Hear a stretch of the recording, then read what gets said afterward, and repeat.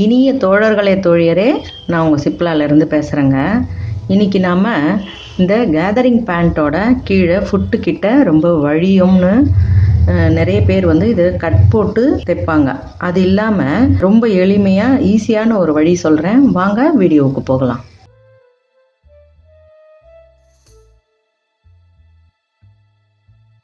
ரொம்பவே அதிக அளவாக இங்கே கீழே நமக்கு குதிகால் கிட்ட ரொம்ப பெருசாக இருந்ததுன்னா இந்த அகலம் அப்படியே கால் வழியாக விழுந்துக்கிட்டே இருக்கும். கேதரிங் பேண்ட்டுன்னும் பொழுது அந்த ஹைட்டு ரொம்ப ஹைட் அதிகமாக இருக்கும். அப்போ தான் இங்கே ஃபுட்டு கீழே இந்த இடத்துல, அதாவது கணுக்கால் கிட்ட நல்லா இப்படி ஒரு சுருக்கம் வர்ற மாதிரி, அந்த உயரம் அந்த சுருக்கத்தில் நிற்கிற மாதிரி தான் இதனுடைய அமைப்பு. ஆனால் கால் உள்ளே நுழையலை அப்படின்றதுக்காக சில பேர் என்ன பண்ணுவாங்க, இந்த இடத்துல ஓப்பன் செஞ்சு இந்த ரெண்டு பக்கமும் மடித்து தைச்சு கொக்கி தைச்சிப்பாங்க.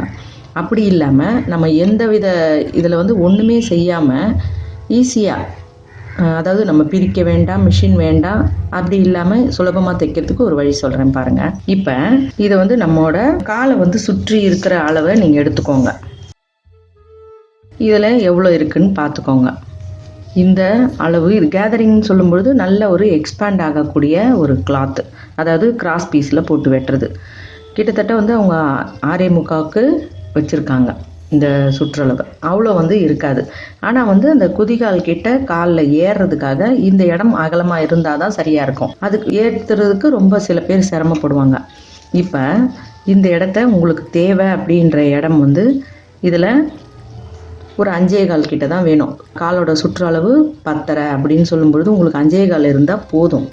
அப்படின்னா நீங்கள் அந்த இடத்த ஒரு அடையாளம் வச்சுக்கோங்க. இப்போ நம்ம மேல் பாகத்தில் தான் செய்ய போகிறோம். ஸ்டிச்சிங் இருக்குது இல்லைங்களா, மேல் பாகத்தில் தான் செய்ய போகிறோம், உள்பாகத்தில் செய்யலை. நம்ம பிரிக்கவும் வேண்டாம், உள்பாகத்தில் செய்யவும் வேண்டாம். மேல் பாகத்திலேயே உங்களுக்கு இந்த தையல் இருக்கிற இடத்துலையே நீங்கள் இதை செய்யலாம். இப்போ இந்த 2 இடமும் நம்ம அடையாளம் செஞ்சுக்கிட்டோம் இல்லையா, இந்த அடையாளம் செஞ்ச இடத்துல இங்கே ஒரு கொக்கியை வச்சுக்கோங்க. இந்த கொக்கியை வைக்கும் பொழுது இந்த போர்ஷன் கொஞ்சம் இப்படி அந்த கனமாக இருக்கணுன்றதுக்காக இப்படி இந்த இடத்த அப்படியே மடிச்சுக்கலாம். ஒரு ஊசி நூல் வச்சு இந்த இடத்த அப்படியே நீங்கள் ரெட்டையாக நம்ம வச்சுருக்கோம். வேறு ஒன்றும் இல்லை, உங்களுக்கு அது புரியுதான்னு பாருங்கள். நம்ம இந்த மேல் பாகத்தில் ஏதோ ஒரு பக்கம் இங்கே வச்சாலும் உங்களோட கை வசதிக்கு எப்படி வேணாலும் வைக்கலாம். இப்போ இந்த நம்ம அடையாளம் செஞ்ச இடத்த மடிச்சுக்கிட்டோம். மடித்து அப்படியே 2ஆக வச்சு இந்த பாகத்தில் நமக்கு தையல் இருக்கிற இந்த பாகத்தில் வைக்கிறோம். அதை கவனிச்சுக்கோங்க. அப்படியே இங்கே வச்சு இப்படி தையுங்க. இங்கே சிங்கிளில் கூட தைக்கலாம். சிங்கிளாக இந்த பீஸ் இப்படி சிங்கிளாக வச்சு கூட தைக்கலாம்.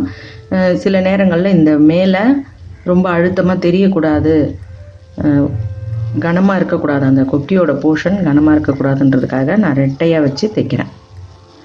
வேற ஒன்றும் அதுக்கு பெரிய காரணம் இல்லை. இப்போ எடுக்கும்பொழுது அதுலேருந்து ஒரு கிளாத்து அப்படி அதில் கொஞ்சம் நம்ம அந்த ஊசி நூல் அதில் நுழையிற மாதிரி கொஞ்சம் பண்ணிங்கன்னா அந்த 2ஆக பிரியாமல் அது சேர்ந்த மாதிரி இருக்கும். இது நுனிங்கிறதால கொஞ்சம் நமக்கு கைக்கு வாக வராது.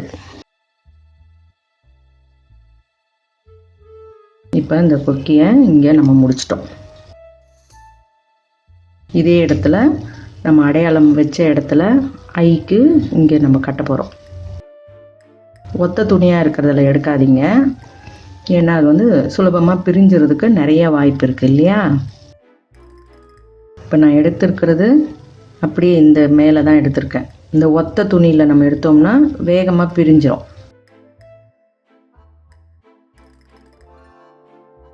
உங்களுக்கு இதுக்கு மிஷினில் நீங்கள் வைக்கணுன்ற கட்டாயமே கிடையாது.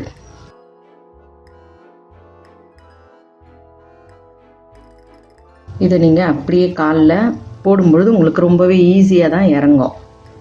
இறங்கின பிறகு இந்த இடத்த அப்படியே எடுத்து உங்களுக்கு தேவையான இந்த போர்ஷனில் இப்படி போடுவீங்க.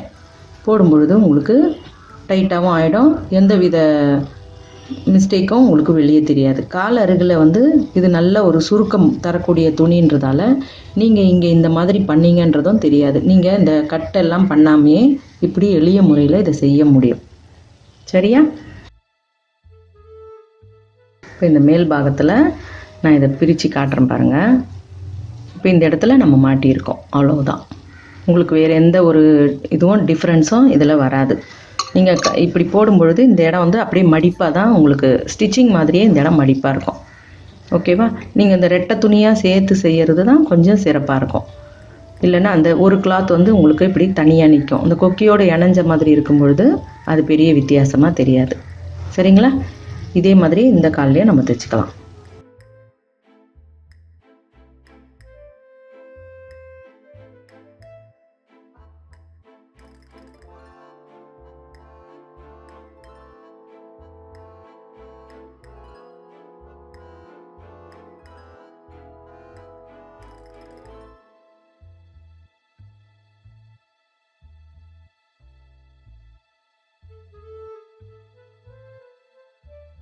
ஓகேவா? இப்போ இந்த மாதிரி ஒரு எளிய முறையில் நீங்கள் கேதரிங் பேண்ட்டை அட்ஜஸ்ட் பண்ண முடியும். சரியா? உங்களுக்கு இந்த வீடியோ பிடிச்சிருக்கா? பிடிச்சிருந்தா எனக்கு லைக் கொடுங்க, கமெண்ட் கொடுங்க, ஷேர் பண்ணி சப்ஸ்கிரைப் பண்ணுங்கள். பெல் ஐக்கான் அழுத்துனீங்கன்னா நான் போடுற வீடியோஸ் உங்களுக்கு தொடர்ச்சியாக கிடைக்கும். மிக்க நன்றி. வணக்கம்.